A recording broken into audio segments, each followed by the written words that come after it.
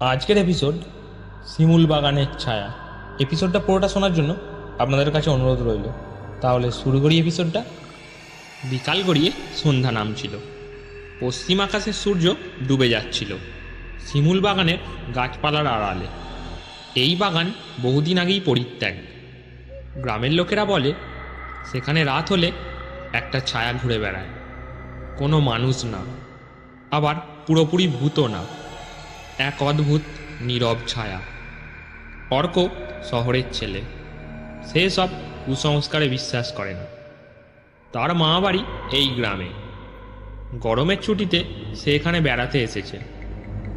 একদিন বিকালে বন্ধু রোহিত আর নীলুর সাথে গল্প করতে করতে ওরা ঠিক করলো রাতে শিমুল বাগানে যাবে। ভয় পাচ্ছিস? রোহিত জিজ্ঞাসা করলো। অর্ক হাসল। ভয়? ভূতের ভয় আমি কাঁপবো? ওসব কল্পনা। রাত 10টায় ওরা তিনজন হাতে টর্চ নিয়ে চুপি চুপি বেরোলো। গ্রামটা নিস্তব্ধ। শিমুল বাগানের দিকে যাওয়ার পথে কুকুরগুলো হঠাৎ ঘেউ ঘেউ করে উঠল, আবার হঠাৎ থেমেও গেল। কেমন একটা অস্বাভাবিক নীরবতা নামল।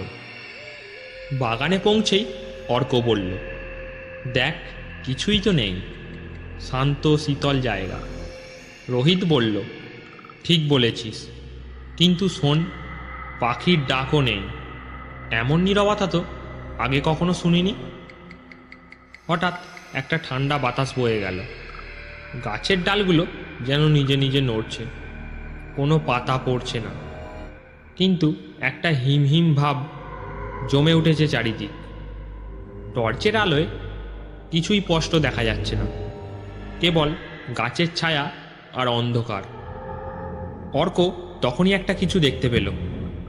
দূরে গাছের নিচে একটা ছায়ামূর্তি দাঁড়িয়ে আছে।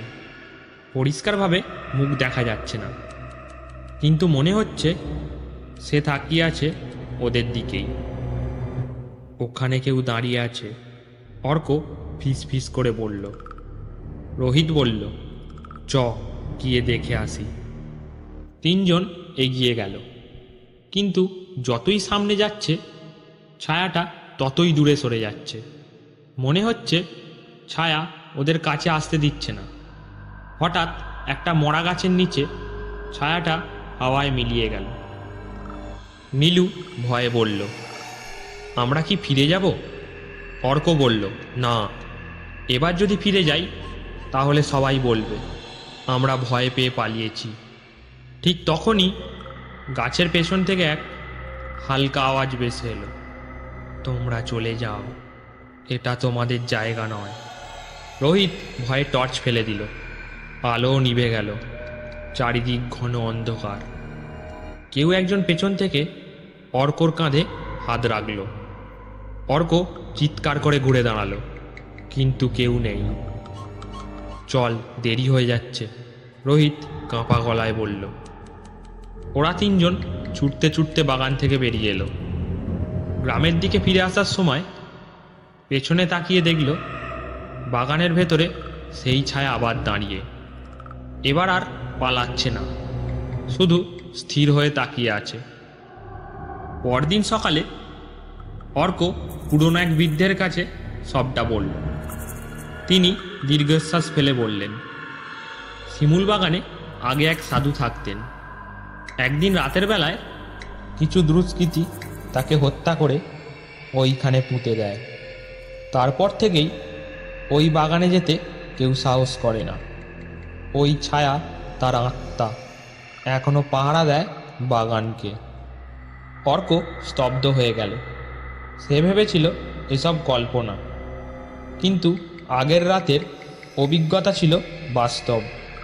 এখনো মনে পড়লেই হাত পা ঠান্ডা হয়ে আসে। সেই রাতের পর থেকে অর্ক আর শিমুল বাগানের দিকে যায়নি। গ্রামে ফিরলেও সূর্য ডোবার আগেই ঘরে ফিরে আসে, কারণ সে জানে ছায়ারা সবসময় দৃশ্যমান হয় না, কিন্তু ওরা চুপচাপ দেখছে অন্ধকারের আড়াল থেকে। গল্পটা এখানেই শেষ করলাম। গল্পটা ভালো লাগলে একটা লাইক করবেন।